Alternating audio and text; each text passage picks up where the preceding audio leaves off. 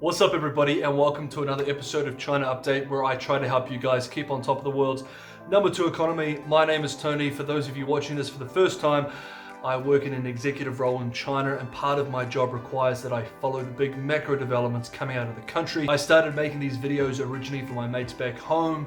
They said you should throw that stuff up on YouTube, and so I did, and people seem to enjoy the content. So if that's something that you might be interested in, maybe consider hitting that subscribe button. For everybody else, you know the drill. If you're interested in a specific chapter or subject, I'll put them down in the description below so you can hit that chapter and it'll take you to that part.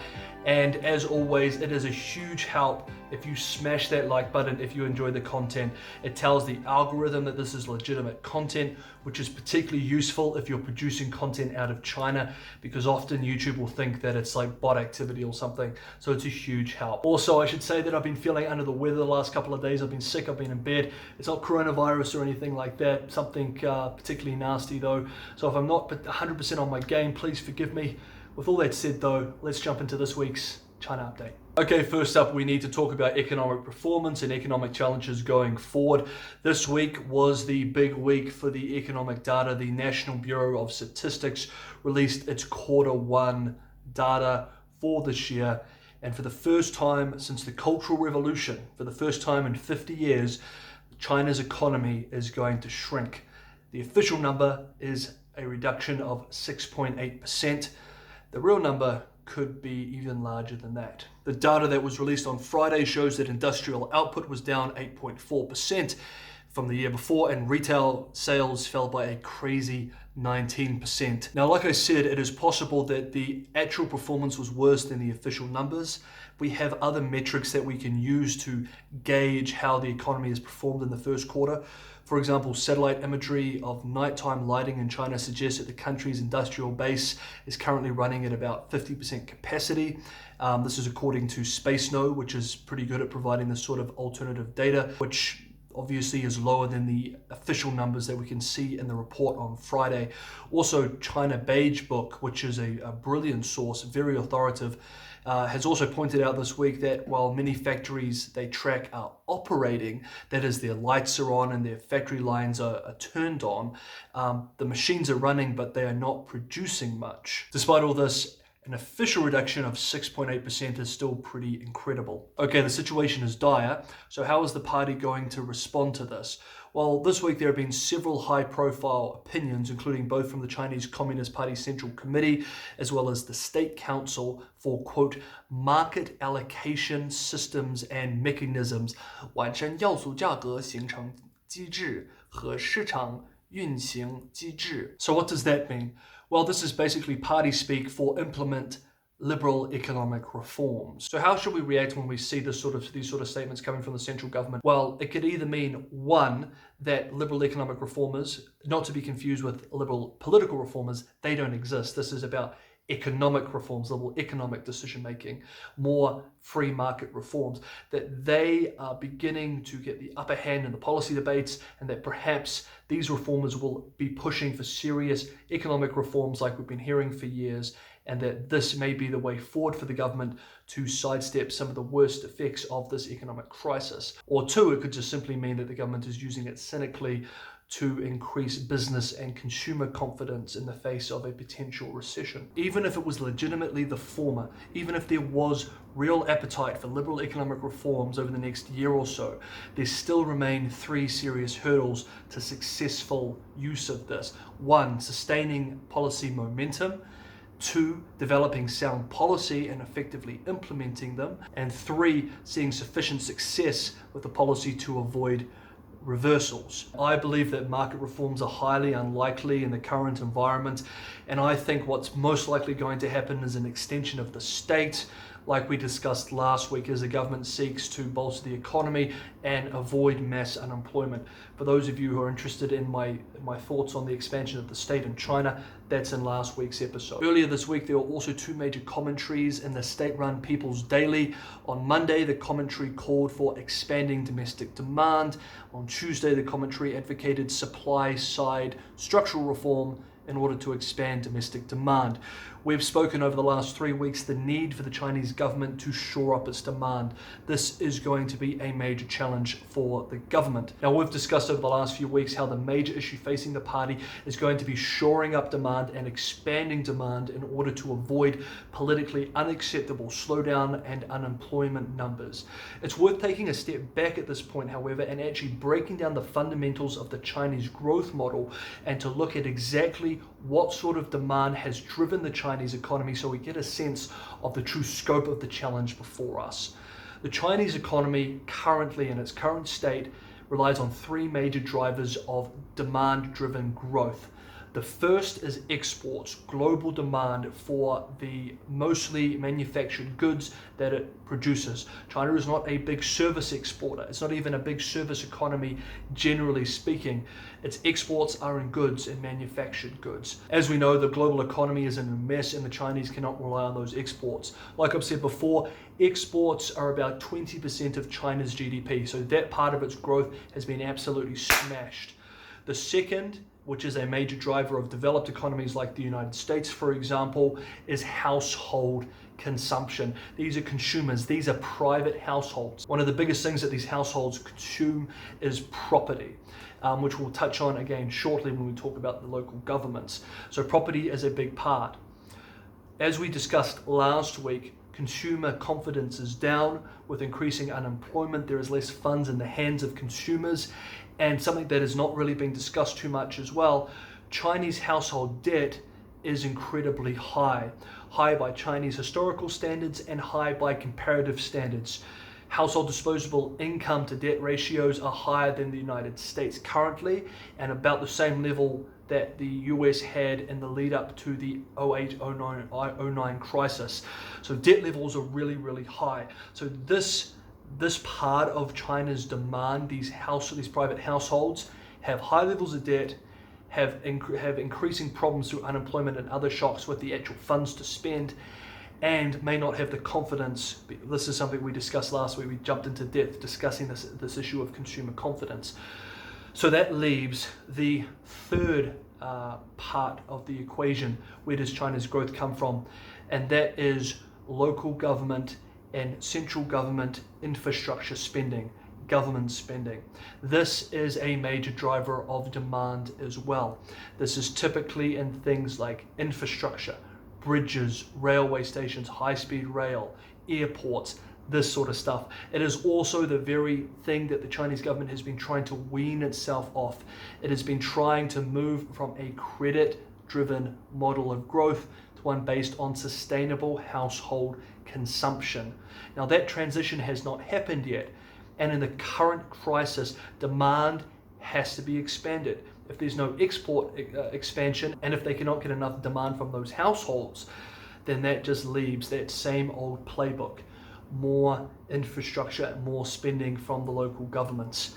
The Chinese side is actually very hesitant to turn to this. The central government has not said that there's going to be a massive stimulus package. I would say that they're very, very hesitant to turn to this, but really this is the only option they have left. This is the only bazooka that they have left to really go after this if they want to expand demand enough to reach even a moderate amount of growth. It could be the case that they push for major liberal economic reforms. It could be the case that they allow a recession and a real deleveraging. But at this point, I think that is more unlikely. I think eventually the government will turn to those local governments to increase credit, to finance spending, and to have more infrastructure as their way of temporarily at least bolstering demand. And this is going to increase systemic financial risk over the medium to long term. However, some of you may just be interested in what are we going to see over the next 12 months in terms of economic performance. Well, I think Capital Economics probably gave the most concise answer to that question, and the one that I believe is the most accurate. So I'm just going to quote them directly. Quote, "After the deepest downturn since the Cultural Revolution in Q1, China's economy will return to growth this quarter, that is Q2, but with labor market strains holding back domestic demand and external headwinds intensifying, output is still set to contract this year and remain below the pre-virus path well into 2021. Okay, next up, let's talk about the health situation. How is the Chinese state dealing with the health situation on the ground? Well, China continues to report new cases, with the majority of the official cases being imported cases. Airports have effectively shut down with massive restrictions on flights. Xi Jinping and Vladimir Putin had a phone call this week to discuss limiting population flow, was the word that was used in Chinese media, at the border. Now, this largely affects Chinese citizens themselves who have traveled to land borders in order to cross back into the country. They could potentially be in their millions at the moment, but a lot of those land crossings into China have been closed down, which is pretty crazy considering these are mostly Chinese citizens that are being affected. Let's just assume for a moment that the communal case number is accurate. Let's just assume that there are very low numbers of cases currently in the country. That's a bit of a stretch, but let's just assume that's the case. If this is the case, then international threats really are the biggest issues facing the party for its COVID combat operations. And they have very long borders with the Russians as well as with the Indo-Chinese in the south. And there could very well be major outbreaks at these borders. Communal cases do remain, however, and there are sporadic reports coming out all the time of asymptomatic carriers or cases from people that were in Wuhan or Hubei traveling all across the country, everywhere from Gansu to Canton, and that there are communal cases in some of these places. So we're still at a point here in China where everyone is wearing masks and people are being careful. It is still not completely eradicated here domestically. Now, China's National Health Commission this week said that there have been 6,764 asymptomatic patients accumulated, with only 1,023 under medical surveillance. This is the first time the authority has reported an accumulated number, and there is some debate between Chinese journalists as to how much higher the true number actually is. China has begun 2 major studies looking into asymptomatic cases as well as shared immunity. Also this week on Friday, officials in the city of Wuhan, the original epicenter of this outbreak, added over 1,000 corona deaths to the city's total, an increase of about 50% of the official number. So this week the US announced that it would be suspending payments to the World Health Organization, with Trump saying in a tweet, quote, "While a review is conducted to assess the World Health Organization's role in severely mismanaging and covering up the spread of the coronavirus, the WHO's reliance on China's disclosures likely caused a 20-fold increase in cases worldwide, and it may be much more than that." In a separate press conference, the US president also said, quote, "Through the middle of January, the WHO, parroted and publicly endorsed the idea that there was not human-to-human transmission happening despite reports and clear evidence." Now, to be frank, it is actually my view that this statement is quite accurate, and I know that for a fact. Why? Because I was talking about this on this program with you guys, and some of you may remember this, weeks before this was a major international story. 2 weeks before Wuhan was shut down, 10 days almost before the central government here said that there was an epidemic within the country. Weeks before it was major international news that everyone was following, I was discussing the strange viral pneumonia that was coming out of Wuhan. And at that time, I was reading the reports and the statements from the World Health Organization. And based on the statements of the World Health Organization at that time, I made statements to you guys here.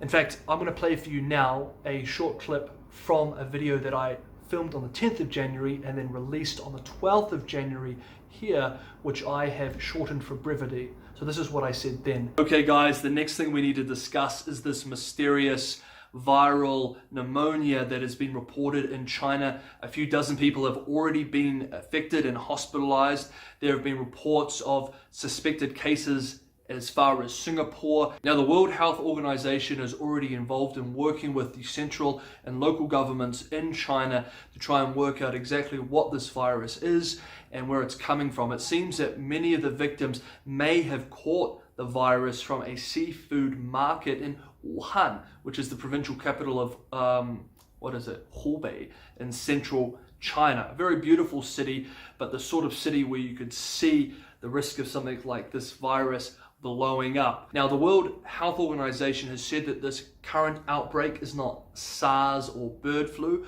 which is a bit of a relief. Even though at this point it is not human to human, the timing is somewhat concerning. Just before Chinese New Year, where hundreds of millions of Chinese travel all across the country in a way that makes it very, very difficult to have any sort of quarantine mechanism in place. If this virus was to mutate in any way and to enable it to jump between humans, it would be absolutely catastrophic and would make it very difficult to localize the virus in any place. We now of course know that at that point there were people who did know that there were human-to-human transmissions and that this was a SARS-like virus. I find it incredible that a kid filming a YouTube video in his bedroom on a Friday night could see how catastrophic the situation would be in the case of human-to-human transmissions, and yet there was still so much time between then and when the official emergency was declared. Now, the US is the largest financial supporter of the World Health Organization at about 14%, between $400 million and $500 million a year, with China giving about 0.2%. Now, with the US saying it's no longer going to fund the WHO, there are a few questions that come to mind, particularly in relation to China. These include, for example, one, will China step in and fill the funding gap, thus giving it more control over the organization than it has at the moment? Two, will the US and China divide the WHO or create two separate organizations that will compete with each other? And three, will the US insist on Taiwanese participation in the WHO in exchange for it turning back on the funding taps? And that, of course, would have a diplomatic component with the Chinese side, and again have a negative impact on the China-US relationship. Although at this point, it's so bad, it's hard to imagine that that would make much of a difference. Now, last up, I want to talk about a series of incidents that happened in Canton, suggesting that Africans living there are suffering from forms of racial discrimination. Now, this sort of topic I normally wouldn't discuss. It's more of a society type story. I like to talk about macro developments or macro changes that are happening at the big national level. But in this case, this story touches on two important themes and developments we've seen over the last couple of weeks. The first is a general increase in anti-foreign sentiment, xenophobia essentially, that has been increasing over the last few weeks with the virus overseas. And the second is China's ongoing PR campaign, or its diplomatic efforts overseas, which are increasingly assertive. Some may even characterize them as aggressive, and high risk, high reward in some of the methods that they're using. Again, I've discussed these in greater detail over the last few weeks. This is another example of a potential PR or diplomatic headache for China at a time where it's pouring a lot of resources into protecting its image overseas through its media statements and its PR and diplomatic efforts. So what happened this week in Canton? Well, like I said, there have been reports coming out of Canton suggesting that members of the very large African expat community who lives there has been suffering unfair forms of racial-based discrimination, being kicked out of homes, not being allowed to stay at hotels, and not being able to enter certain restaurants. Now, like I said, these sort of things have actually been happening across the country, and there's plenty of anecdotal evidence to suggest that it's not just happening in Canton, and it's not just the African expat community that is being affected. However, this is where the foreign media attention has been this week. Now, the reports of these incidents this week caused sufficient public anger internationally and within African countries to move several African leaders to express dismay and anger on social media, calling on Chinese leadership to explain itself. A group of African ambassadors wrote a letter to the Chinese Foreign Ministry denouncing, quote, stigmatization and discrimination, unquote. Personally, I have limited training in Sino-African relations, and so I've had to talk to colleagues as well as look to experts, and it seems that the consensus is that this is not just a sort of a short-term media story. It has indeed caused significant PR and diplomatic strains on China's relationship with several major African partners. Now, how has the Chinese side responded to these accusations and reports? Well, the Chinese Foreign Ministry and state media in response developed three general points over the week. One, that China does not tolerate racial discrimination of any sort.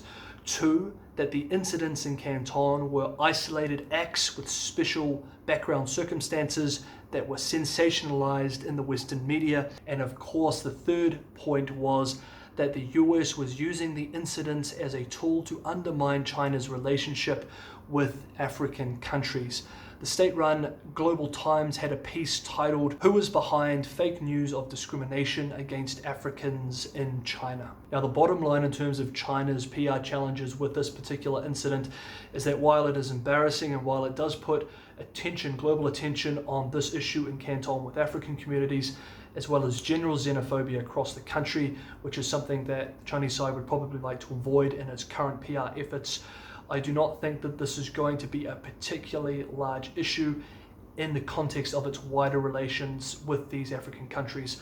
I am sure that both sides will negotiate behind the scenes and will come to an acceptable conclusion. To be honest, the largest PR and diplomatic challenges the Chinese faces in the context of this massive pandemic and the spreading anger around the world as it intensifies overseas is much more serious.